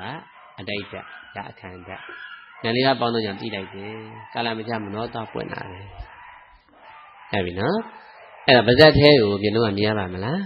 မရဘူးနော်ဝါနေရင်လည်းဒါကြက်သားဝတ္တာစားပေါ်တယ်ပြီးသေးတယ်စတဲ့ဖြစ်မနောမှာပုံနေပေါ်လာသိဉာဏ်လာတယ်အဲ့ဒါမှအဆက်မဖြတ်တိုင်တော့သွားပြီတန်းသွားမှာပဲဟုတ်ပါရဲ့နော်စားတဲ့အရာသဘောတွေကြားပြီးအဲ့စားတဲ့အရာသာချက်တဲ့လူကသွားပြီးတွေ့တော့တာပဲတန်းစီသွားတာတရားမှတ်တရားမှတ်ကျွတ်တကားလေးဆိုရင်ဒကမကြီးလည်းဘွားဘေးတစ်ခါကျဆက်မိလို့ပေါ့နော်ဒကမကြီးကတိတ်လည်းမလှဘူးလို့ဒကာလှတယ်လို့ဘွားမသိလို့တဲ့ဟင်းချက်ကောင်းလို့အိမ်အောင်ကြတာဒီလိုပါတယ်ဟင်းချက်ကောင်းတော့အရာသာတက်မယ်နေလက်ရလေးကြည့်လက်ရပိုင်ရှင်မှာကြည့်ပြီးစိတ်ကလှလာတာစဉ်းစားနော်ဟုတ်ဒီတရားတတ်မှရတယ်အညာဘက်မှာကျတော့အိုကြီးတပါးတဲ့သူကအတက်ကြီးတော့ကြရင်ကပြတော့စားမကောင်းတော့မကောင်းဆိုတော့ကပ်ပြီးရနေချက်တာအစင်မပြေတော့ဒကမတယောက်ကိုအောင်ဆုံးချက်ဖို့လို့ကျောင်းတကာထားပေးတယ်အတက်ကြီးထားပေးတာပေါ့ရတာကောင်းတော့ဘုန်းကြီးကသူ့ကိုစိတ်ကိုအမြဲတမ်းစစ်တာဟုတ်ရတာကောင်းတော့ဒကမလှလာတော့ချင်းနေမကောင်းသူ့ကိုသိတယ်အဲ့နဲ့ကတ်တကာကိုခေါ်တယ်တကာလဲပေးစမ်းတဲ့အယုတ်ဆိုးဆိုးလဲပေးစမ်းတဲ့ဘာဖြစ်လို့လဲဖေဟာငါစိတ်နဲ့လှလာလို့တဲ့အဲ့ဒါနဲ့လဲပေးရတယ်နောက်တစ်ယောက်ရုပ်ဆိုးဆိုတော့နည်းနည်းရက်လေးလေးကြာကြာခံနေတဲ့တကယ်လဲပေးဘာဖြစ်လို့ဖေဟာဆိုရတာကောင်းတော့နော်လက်ရကောင်းတော့ကြီးနဲ့လှလာလို့တဲ့အဲ့ဒါတခါထက်တယ်နောက်တော့3-4ယောက်ပြောနောက်ဆုံးမိကြတော့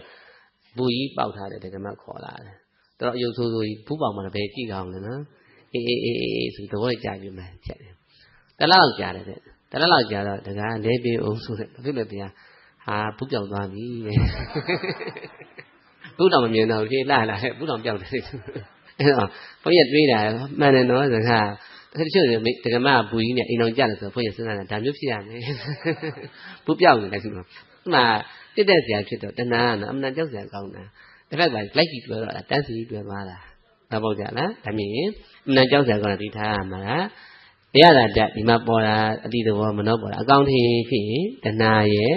ဘာနဲ့ဒီရဲ့သုံးခုအမှန်ကြောက်ဆရာကောင်းတာသဘောကျလားသူတို့ဝင်ပြီဆိုရင်တန်းစီပြီးဆက်သွားတာပဲတောင်းတာကြောင်းကြကုသိုလ်ထွက်လက်အောက်ထွက်လက်နဲ့တန်ရာမဆုံးတော့ဘူးသဘောပေါက်တယ်နော်နောက်ကာယပဒါရကြအမှန်ကျဲတာသူကသပင်ခြံထားလိုက်တဲ့အောင်ကြောင့်မရောက်တဲ့နေရာလေးပေါ့နော်တက်တဲချီတဲ့ခြံထားလိုက်နောက်အရေးကြောင့်ဒီခြံထားလိုက်ဒီဖြတ်တဲ့အင်္ဂါကြီးနဲ့ခြံလိုက်အောင်အဲကျန်တဲ့နေရာမှန်သမျှအောင်ကြောလေးဆက်ထားတာညတင်ခဲ့တယ်ပေါ့နော်ကိုဆက်ပြထားတာဆက်ထားတော့ကအမြဲတမ်းကိုမလောင်နေပြီအပူကြီးတည်နေတာပဲကျယ်ဝန်းနေသူကဓာတ်သုံးပါးတောင်တည်တာသူကအကျန်းအနုအပူအေးနောက်ထောက်ကံလှူရှားပေါ့နော်ခံစားဝင်ရတယ်အဲ့ခံစားရတဲ့အများမနှောမှလည်းပေါ်တာပဲသူကမနန်ပြင်းထန်နေတဲ့သူကမနှောရိတ်ခတ်တာမှဒါပြင်းထန်တာပြင်းထန်တာကြောင့်လည်းဘုန်းကြီးတို့တွေမှာ လက်ရှိလူတိုင်းမှာမျက်နှာအိတ်လက်ရှိအိတ်ကငါထင်တာလည်းပိုပြင်းတာ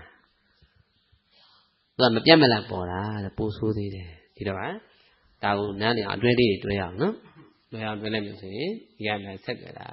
ငါးဌာနဖြစ်တယ်နော်မျက်စိ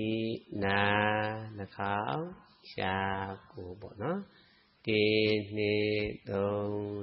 5ဒါ6ပေါ့နော်တင်းသွားမှာနားလည်မလားမျက်စိနာမြင်လည်းပဲကာလမချာမနှောမှာပေါ်တယ်နံပါတ်6ပေါ့နော်အေးဆက်မှာပဲနော်ဆက်သွားမှာပဲနားနဲ့ဆက်သွားမှာ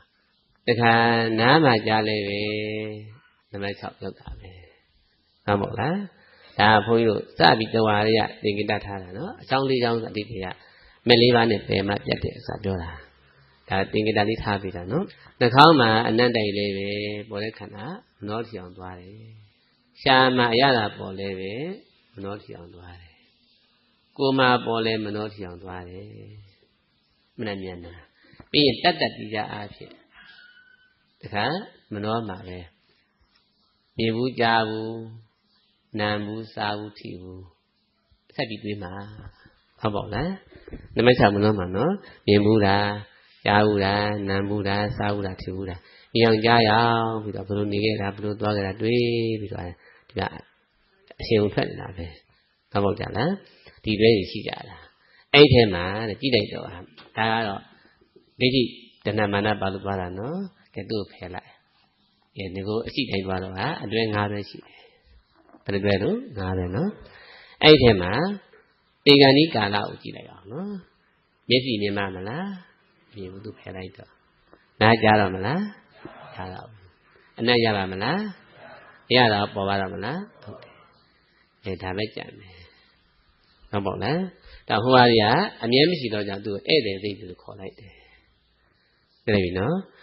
ကိုယ်မှာမပြတ်လောင်တော့ကြောင့်တရားနည်းကြီးလောင်နေတော့ကြောင့်ဆက်နေတော့ကြောင့်အိမ်နေသိလို့ခေါ်တာခွဲလိုက်ပြီလားဒါမြင်အာနာပါနဒီရှုသိထုတ်သိဆိုတာအိမ်နေသိပဲမပြတ်လောင်လာဘူးတရားနည်းကြီးရှုတာတော့မရှုနိုင်မထုတ်နိုင်လည်းပဲကိုယ်မှလောင်လုံးပဲ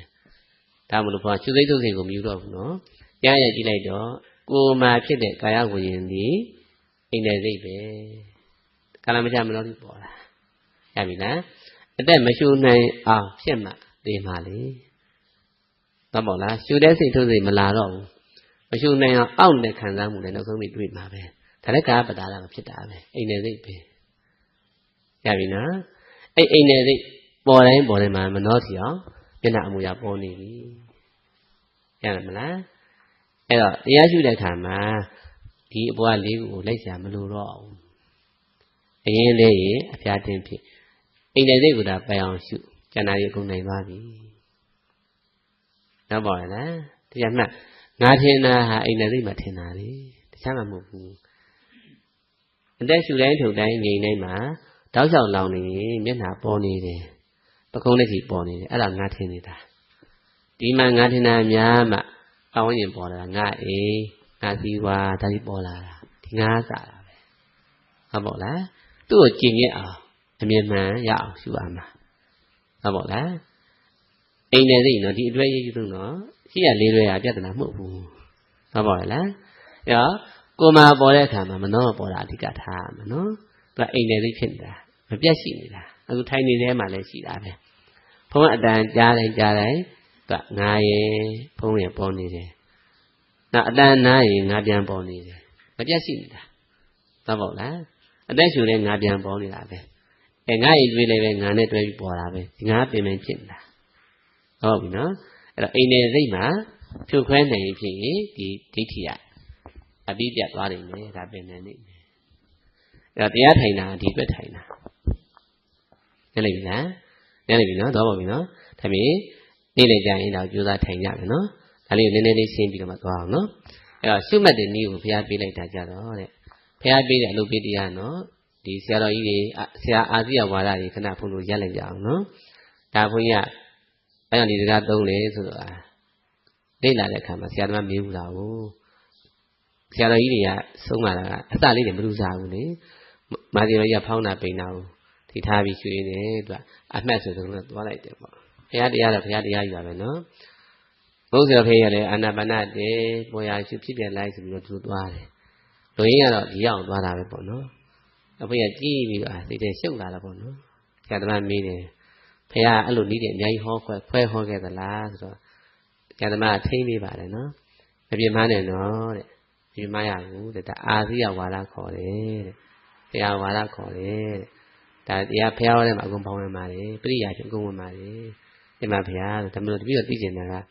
ဖခင်တက်ရိုက်တင်ပေးတယ်အလုပ်ပေးလို့ကျင်တာ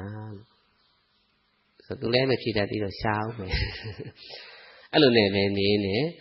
ကံကောင်းကျင်တော့အသက်တရားနဲ့ရွှေနာတော့ဆိုတော့ဘုရားကြီးအဲ့ဆရာတော်ဘုရားကြီးဟိုစာရေးဆရာတယောက်ကမတရားတည်းပူဇော်ဝဲမှာရှင်းကပ်ပြင်ပေးတာဆရာတော်ဘုရားပေါ့အသက်ရှင်ဘုလိုနေခဲ့တယ်ပြီးတော့ဆရာကြီးအကုန်ဖြေတယ်ပေါ့နော်နောက်တကယ်ဝဏိတိခါလေးစားတဲ့ဆရာတော်ဘုရားတော့ဗာသားမိတယ်ဆိုတော့ဆရာတော်ဘုရားတဲ့ဝိပဿနာတရားကိုကျင့်ပါသလားလို့သွားမိတော့ငါတရားကျင့်တယ်လို့ပြောရင်တော့ဘုရားတို့အာဘကမသေးဘူးရှိတယ်မကျင်းပြောလဲမှုသားကဆိုတော့တော့ခက်တယ်ဆရာကြီးကလွတ်အောင်ပြောတယ်တို့များကွယ်တဲ့နတ်တဲ့လက္ခဏာတုတ်တန်တော့ပွားပါတယ်လို့ဖြေတယ်တကားနားမလဲဘူးအဲ့တုတ်တန်ဥပဒနာဟုတ်ပါမလားဖေဟာဆိုတော့ဆရာကြီးကဟုတ်တယ်ပြောလဲသူကညှိနေပြီဟုတ်ပြောခဲ့တယ်အဲ့တော့ဘာပြောလွတ်အောင်ပြောတယ်မိုက်တဲ့ကောင်းတွေကိုဆိုပြီးရတယ်လွတ်အောင်ဆိုရတယ်တအားဝင်နေတယ်ဆိုတော့ဘုရားကြီးနော်တီဗီတွေထူထားရင်လည်းပဲပုံနဲ့တင်ထားတယ်မထိနဲ့အဲ့လိုဝင်နေတယ်ဆိုတော့ဘုရားကြီးပြည့်ကြည့်ပြီးတအားကြည့်လို့လားနောက်ဆရာဘုရားကြီးပြန်တော်မူတော့မှတော်များများယဟန်တာလို့နားလည်ကြတာဘုရားဆရာဘုရားကြီးတို့ပဲတက်တော်ကြီးကိုပူဇော်မှပြားနေတာအများကြီးပြားနေတာပြန်သွားကြတယ်နောက်ခက်အဖြူတွေပါလာသေးတယ်ပြန်သွားကြတယ်တားအောင်လည်းကောင်းသိတယ်ဆရာဘုရားကြီးနော်ဆန်းကျင်တာအဲ့တော့ဆရာဘုရားကြီးစကားကိုဘုရားသဘောပေါက်တာနော်စဉ်းစားကြည့်လိုက်တော့ဒီတုတ်တန်ဝိပဿနာပွားတာလို့ပြောပါလားအဲ့တော့ပြန်ရှာကြည့်တော့မှဘုရားကိုလည်းတိုက်ရိုက်ပြီးတာဒုပိတရားဖြစ်နေတာအဲ့တော့ဘုရားဝန္တာသွားတာခုနမျက်စိရှံနေကြတာနော်ပြည့်စုံ5ဦးဒီပထမဘုရားဟောတာပါတော့ဓမ္မစကြာမလားအဲ့ဒါခန္ဓာ5ပါးသဘောပေါက်ဟောလိုက်တာသစ္စာမျိုးဟောလိုက်တာပြီးတော့မှအဲ့9ယောက်စလုံးကိုပြန်စူးစီးပြီးတော့မှအလုပိတရားကအနတ္တလက္ခဏာသုတ္တံပေးလိုက်တာခန္ဓာ5ပါးကိုရှုနည်းပေါ့နော်အဲ့တော့ရှုတဲ့အခါမှာဒီ3ခုဘုရားတည်ခိုင်းတာပဲတဲ့အဲ့တော့ရှုနည်းပေးတဲ့အခါမှာဘယ်လိုရှုရမလဲဆိုရင်ဒါလေးက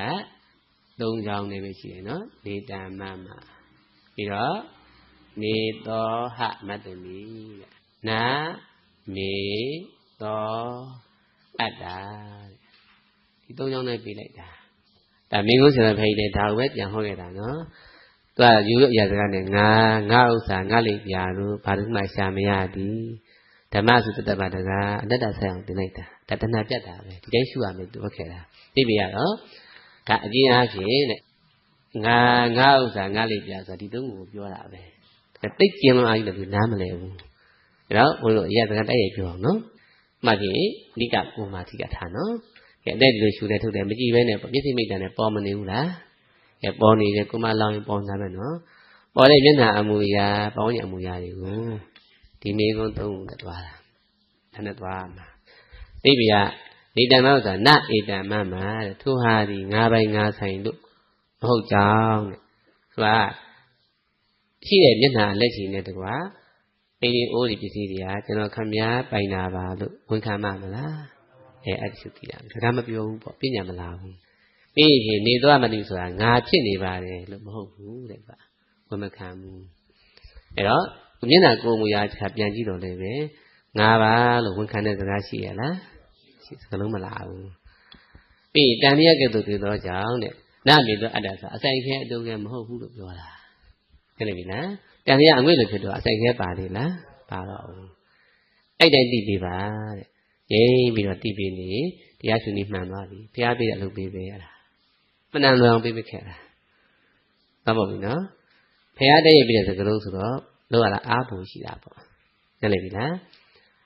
မရှုပ်ဘူးနော်ရှင်းရှင်းလေးရယ်နော်ဒီရှုစဲထုတ်စဲငြိမ်စဲမှာမကြည့်ရဲပေါ်တဲ့အမူအရာတွေကိုအဖြေထုတ်ပေးတာပဲဟောငါပိုင်လို့လည်းမပြောပါလားခင်ဗျားပိုင်တယ်မခံဘူးခင်ဗျားအိမ်မှာလည်းမပြောဘူးကိုယ်မူရိုက်လည်းငါလို့လည်းဝမခံဘူးအငွေ့လိုပဲအတိတ်တည်းစားသူပြောက်တာဆို3ချက်လို့ပါသွားရောဒါဆိုရင်တဏှာအဆက်ပြတ်သွားတယ်ဒိဋ္ဌိမာနမလာတာဘူးသဘောပေါက်ပြီလားဒီကနမေဆိုအတ္တဆိုတာအစိုက်ခဲအတုခဲထင်တာဒိဋ္ဌိကိုတတ်လိုက်တာဟုတ်ပြီနော်ဒီကမာနကိုတတ်တာကတော့နေတော့မပြတ်တတ်လိုက်တာ နေတာမမှာတဏှာတတ်လိုက်တာတဲ့သုံးလို့တည်ပါလားတရားမှန်နော်နေတာမမှာဘာကိုတတ်တာလို့တဏှာကိုတတ်တာနေတော့မတ္တမိယမာနကိုတတ်တာနတ်ပေတော့အတ္တဒိဋ္ဌိကိုတတ်တာဟုတ်လားအမြင်နဲ့ပြန်တာအမြင်မှားကိုအမြင်မှန်နဲ့ပြန်တတ်တာပေါ့ဟုတ်ပြီနော်အမြင်မှန်ပြန်ထည့်ပေးတာပေါ့ပညာလေးပြန်ထည့်ပေးလိုက်တာရပြီနော်တကယ်လည်းမှန်နေတယ်လေအမှန်အရှိရှိတိုင်းဘုရားဟောတာကိုခုရှိတဲ့အကယ်ဒီဓမ္မဝိယစကျွန်တော်ဟာခမားပိုင်တဲ့ဓမ္မယုံမှာလို့စကားပြောပါမလားဒီတစ်သားတွေအနေနဲ့ဘယ်စကားပြောပါမလဲအဲ့ဒါကိုငါပိုင်တာလို့ထင်မှန်လားမှားလားမှားပါပြီပိဋိမိတ်ထားတယ်ကဲမနှောမှလည်းပေါ်တယ်ပေါ်တဲ့အိတ်ကလည်းပဲကျွန်တော်ခမားပိုင်တာလို့ပြောပါမလားပြောဘူးတခါကိုယ်အမူအရာပြန်ကြည့်တော့လည်းပဲငါလို့ဝန်ခံမှမလားဝန်မခံဘူးအထယ်လားကြည့်တော့လည်းအကွေ့လိုဖြစ်နေတယ်ဆိုတော့တွတ်သွားသုံးကျန်လုံးတွတ်သွားတာ30နော်ဘုရားဟောတာအဲ့ဒီရှုမှတ်ပေးပါတဲ့အင်းဝပတ္တတုတ္တဝါရိယသာဝကဧကဲ့သို့ရှုမှတ်တဲ့ငါဘုရားရဲ့အကြမ်းမြင်ဘုဒ္ဓရှိတော်တပိသားသည်မြတ်သောပုဂ္ဂိုလ်ဒီပေါ့နော်ဒီတိုင်းရှုမှတ်ပါများလာရင်တဲ့ခန္ဓာငါးပါးအပေါ်မှာညှင်းဝင်နေမယ်ညှင်းဝင်ဆိုတာမဟုတ်မှန်းသိတော့အဟုတ်လို့မလုပ်ချင်တော့ဘူးအဲ့တော့စိတ်ဝင်စားခြင်းတော့စိတ်ဝင်စားလိုက်တာနဲ့နံပါတ်3ဥပမာပဲကိုယ့်ရဲ့ဒီကဇာတိလာမှာဟုတ်အဲ့တော့အမှန်တန်ကျင်းစရာကောင်းတဲ့ညှင်းဝင်တဲ့ကုဏဇာလန်းကြီးကိုပြန်ကရမှာတဏှာကြောင့်လည်းပြန်ဆင်းရမှာဒါအကျဉ်းများစွာရှုမှအစွာတန်တော့မှတော့ပေါက်လာတဲ့ခါမှာဘာလာအထက်မလုပ်ချင်တော့ဘူးအမြင်မှားနဲ့မလုပ်တော့ဘူးပေါ့ဒါစိတ်ဝင်စားနေစမ်းမရှိတာကိုညှင်းဝင်တယ်ခေါ်တာကြာရင်မုန်းတာမဟုတ်ဘူးနော်မုန်းပြစ်လိုက်တဲ့စားဒေါသပါမုန်းတာမဟုတ်ဘူးစိတ်ဝင်စားနေစမ်းမရှိတော့တာစိတ်ဝင်စားခြင်းတော့ဘူးအမှားနဲ့အထင်မှားနဲ့စိတ်ဝင်စားခြင်းတော့ဘူးပေါ့အရှိကိုရှိတိုင်းနေပဲသိနေခြင်းနဲ့ဟုတ်ပါလားအဲ့တော့ဒီနေ့အေးမနေဘူးလားတွတ်နေပြီရှုမဲ့စင်မှာကိုအေးသွားတာပဲတော်တော်အေးတာကိုမခံစားဘူးနော်ပေါ်တယ်မြကိုဆုံးတာတိဆုံးတာသိနေတယ်အတိတ်တဲ့စားတုကုဏတိတော်ပေါက်နေပြီဟုတ်တယ်ပြီလားအချိန်ရတရားစာမှာအဲ့တော့အချိန်များစွာပွားရင်နဲ့အားရှိလာပြီဆိုတော့အတိတ်တဲ့စားထူတာကမြင်လာတယ်အကုံဆုံးတာမြင်လာတယ်ဟုတ်လိုက်ပြီနော်ပထမစတယ်ကပေါ်ရင်ကြောက်ဖို့ဆိုတာသိတာဟုတ်မို့လားအဲ့တော့ဉာဏ်အားကြီးကြီးနဲ့အားကောင်းလာရင်ရှင်းရှင်းပေါ်လာလိမ့်မယ်တဲ့အခြေခံစခြင်းနော်အစ်စ်မကျော်ကြနဲ့ဟုတ်ပါပြီလားခုနေကပြောလို့ရပါတယ်ကဲကိုနေတဲ့အိမ်ကြီးစိတ်ကူးနဲ့ဖော်ကြည့်လိုက်ပါလားကိုခင်နဲ့တာသမီးတွေဈေးတွေအကုန်လုံးဖော်ကြည့်လိုက်နားထောင်ကြည့်ပြီးတော့နော်အတွေးကိုယ်ကြီးပေါ်လာကြခန္ဓာငါးမသိပါပြီကျွန်တော်ဟာခမည်းရဲ့ခင်မွန်းတယ်ခင်မပါပါအိုးရဲ့အိမ်ကြီးပါစသည်စကားပြောပါမလားတိတ်ဆိတ်လို့ပြီးရင်အငွေ့လည်းပြောင်းမသွားဘူးလားကြီးတယ်မှမရှိတာကိုယ်မူရလဲမနှောနဲ့ကြည့်တော့လဲငါလို့မပြောဘူးအငွေ့လည်းဖြစ်နေတော့သုံးညလုံးပါသွားတယ်ဒီပြမှန်ပြီဆိုဒီတော့ပြောက်သွားပြီဒါပေမဲ့အခိုက်တန်နော်ဒီရှုသေးတဲ့အခိုက်ကလေးမှာစိတ်ချက်ကမြတ်တော်တစ်ခါသိကျော်မှာပညာလေးနဲ့လွှမ်းမိုးပြီးတော့ပါသွားပြီအခိုက်တော့ရတာလဲနဲတယ်မောင်းပြီးပါနဲ့တဲ့ဒါဆိုနဲတဲ့အားမဟုတ်ဘူးတတိကိန်းပါပြီအဲ့လိုအကျဉ်းမျိုးလေးကိုတိတိလေးမှာ50ကအခါ20ရအောင်ကြိုးစားသွားမှာဟုတ်ပါ့လားဟုတ်ပြီနော်မိနဲ့အခါ100 200ဖြစ်လာမယ်နောက်အခါ1000ဖြစ်လာမယ်ရောက်တဲ့နေ့ကိုပြည့်မသွားဘူးလားအဲ့လိုသွားရမှာနေလိမ့်ပြီနော်နေလားငါလားညံကိုငါလုပ်ပြီးတော့ငါရအောင်လုပ်မဆိုရင်ဖြစ်ပါမလားအဲ့လိုမလုပ်အောင်ဟုတ်ပါ့လားနင်းကဖိထိုင်လို့လည်းပေါ်ရင်မှပေါ်တာငါနဲ့ပိုင်ငါပိုင်ပဲပေါ်တော့မလဲဟုတ်ပါ့လားတာတာလေးရနော်တုံးလဲလဲပဲဒီလှည့်လေးကိုလှည့်ပြီးနေလိမ့်ပြီလားတက်တာလေးတို့မှီရင်လည်းပဲရတယ်ဟုတ်ပါ့လားတိုင်းတောင်လည်းပဲရတယ်ငြိမ်းပြီးရှုလည်းရတယ်အချိန်နဲ့ကျင့်လို့ရတယ်ဒီဟာဟုတ်ပါ့လားအဂလီကောရဲ့ပါဠိအနစ်ကအကျဉ်းကြီးပဲလေအချိန်ကာလဘယ်ကာလဘယ်ချိန်မဆိုဒီတရားရှုဒီဟာလွတ်တာအမှန်ပဲတရားစက်ပြတ်တာပဲဟုတ်ပါ့လားအဲ့တော့တရားတရားဆိုတာကစဉ်းစားကြဖြစ်နေမှာလေအချိန်ရွေးပါမလားသမင်းဆိုင်ရင်လည်းစို့ပြီးမသိနိုင်ဘူးလားသိနိုင်တာလမ်းသွားရင်ရောသိနိုင်တာဒါပေမဲ့အချိန်မရွေးကိုကြာရှုတတ်ရမှာထိုင်မှပေါ်လဲဆိုရင်တော့ဘယ်လိုလုပ်မလို့မတိပါနဲ့ကျုပ်ထိုင်မရစီဘူးရပါမလားဟိုအချိန်မရွေးကြာစိတ်လိုက်ရမလဲရှင်းပါလေဘုရားတော်နော်အချိန်မရွေးနေရမေးမှရှုတတ်ရမယ်ဟုတ်ပါလားဒီစိတ်လေးတက်သွားလို့ရှိရင်တဏှာဆက်ပြတ်ရင်ပဲဇာတိမလာတော့ဘူးလေဥပဒံကံမလာတော့ဘူးရပြီနော်ဒါဖြတ်တတ်ရမယ်နော်အချိန်တိုင်းမှာဖြတ်တတ်ရမယ်အဲ့ဒီနော်ဒီအမြင်လေးကိုအခုပြောလိုက်တယ်ပေါက်ပါရဲ့နော်တခါပြောလိုက်တခါပေါက်တယ်မလားသူပြောပြီးရင်ပြတ်တော့သွားတယ်မလား ဆရာနာပြောလိုက်တော့သဘောပေါက်ပြီးရှင်းသွားတယ်တရားပြန်ပေါ်တော့ပြန်ဖုံးသွားတယ်ဒါပေမဲ့အဲ့အခက်ကလေးတွေမှာရတာတွေဝမ်းသာထားရမှာဒါပေမဲ့အားလုံးဒီသဘောမပေါက်ဘူးလားပေါက်တာပြင်ဘယ်လိုဖြစ်ကြမလို့ပေါက်ပါတယ်မပေါက်ကြဘူးလားပေါက်ပါတယ်မပေါက်ဘူးထင်တာကအပြည့်မရဘူးထင်လို့အပြည့်ရရင်တော့ယဟန္တာတော့မပေါက်အချိန်ပြည့်ရရင်ယဟန္တာတော့မပေါက်တော့ပေါ်ရလားအချိန်ပြည့်ရရင်ဒီပုဂ္ဂိုလ်အိမ်မပြန်တော့သိကြတယ်စားပြီးငါမှရှာမရတာနိုင်ရင်ရှာမမရတော့အိမ်ပြန်ပြန်လမ်းလည်းမလို့တော့ဘူးတော်တဲ့ကိုယ့်လိုကိုလုပ်ကြတော့မှာပဲမဟုတ်တယ်နော်မဟုတ်ကြလားအချိန်ပြည့်တော့ဘယ်ရမလဲအခုတဏ္ဍာမှာကိန်းထားတာကမောဟတတ္တိတွေထူနေတာအပြည့်ဒီလောက်ကလေးဝင်တာတော့ကျေးဇူးတင်အောင်မဟုတ်လားအဲ့လောက်ရရင်လည်းတော်တော်ဝမ်းသာတော့ရပြီနော်အဲ့လောက်ရတဲ့ပုဂ္ဂိုလ်များဒီကံကြီးကြတော့ဒီလုတ်တတ်တယ်တဲ့လက်ထွက်ချိန်လေးဆိုတာအလုံးစဉ်းစားကြနော်ဘုရားဟောတာဒီလောက်သိရင်အပင်မကြောက်ဘူးဆိုတဲ့စကားလေးကိုတက်တည်ရှားအောင်နော်တက်ထွက်တာဖြတ်တဲ့အချိန်လေးကတဏှာကြီးလောက်အချိန်ပေးရမှာလားပေးရပါဘူးတက်ထွက်တာဘယ်လောက်ကြာမထင်တော့ဘာမှမကြောက်ဘူးလေဖြတ်ချိန်လေးကစက္ကန့်ပိုင်းလောက်လေးရှိတာမလားလို့တော့ပေါ်ရလားအဲ့စက္ကန့်ပိုင်းလေးမှာဒီတရားရှုတတ်တဲ့အားရှိပြီးတဲ့ပုဂ္ဂိုလ်ကအပေကြတာမလားရှင်းရှင်းလေးဥစ္စာဟုတ်လိုက်ပြီလားကိုတကယ်သိမယ်ဆိုဒီတရားပဲအားကိုးမှာပေါ့အခုစက္ကန့်ပဲရှုတတ်တယ်လေ5 စက္ကန့်လောက်ရှုတတ်နေတယ်ဆိုရင်ဒီပုဂ္ဂိုလ်အပေမကြောက်သိချာသွားပြီပေါ့ဟုတ်မဟုတ်လားနိုင်ပြည့်မနိုင်တော့လေ5 စက္ကန့်လောက်ရှုတတ်နေပြီလေဟုတ်မဟုတ်လားအခုဥဒ္ဒရာတွေကအားဆိုင်မဆိုတာဘာကြောင့်လဲမင်းသိမထင်သေးလို့တကယ်သိမယ်ထင်ဒီတိုင်းနေပါမလား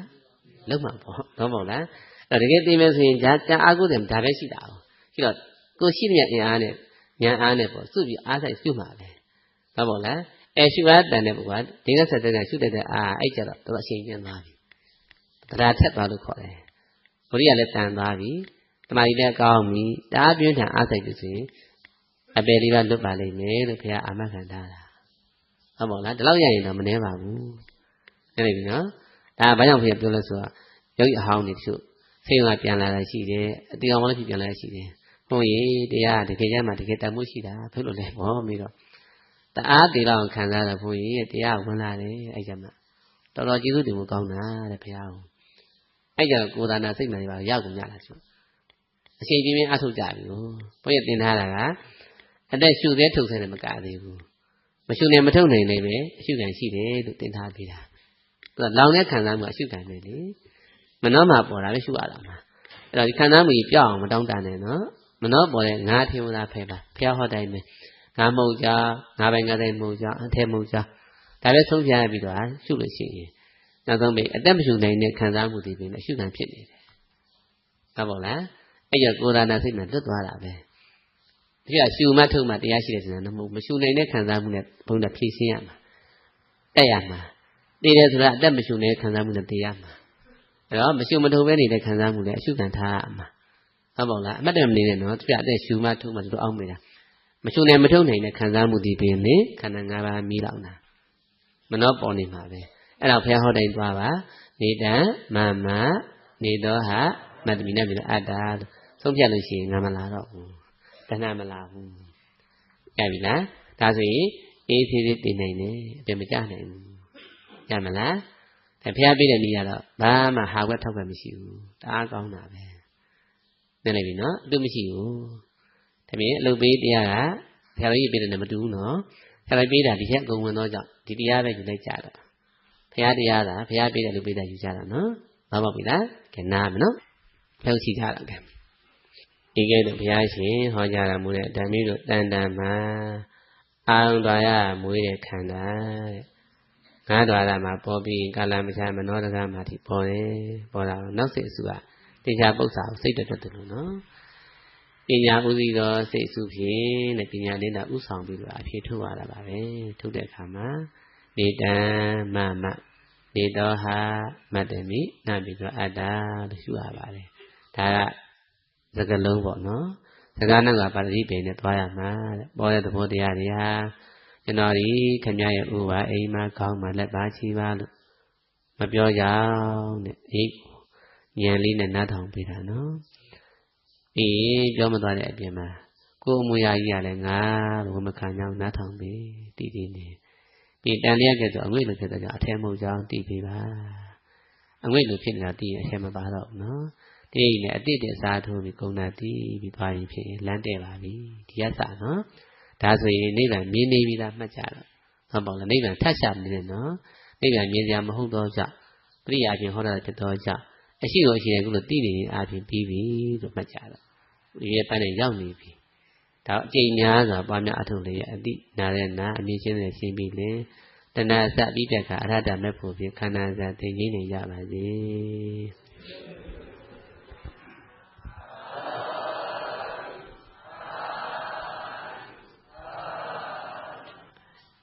ဒီလိုကြည်မာတဲ့ဘုရားရှင်ကိုတော့နော်နမောအတ္တဘဂဝတောအရဟတောသမ္မာသမ္ဗုဒ္ဓတ္တနမောတတ္တဘဂဝတောအရဟတောသမ္မာသမ္ဗုဒ္ဓတ္တနမောတတ္တဘဂဝတောအရဟတောသမ္မာသမ္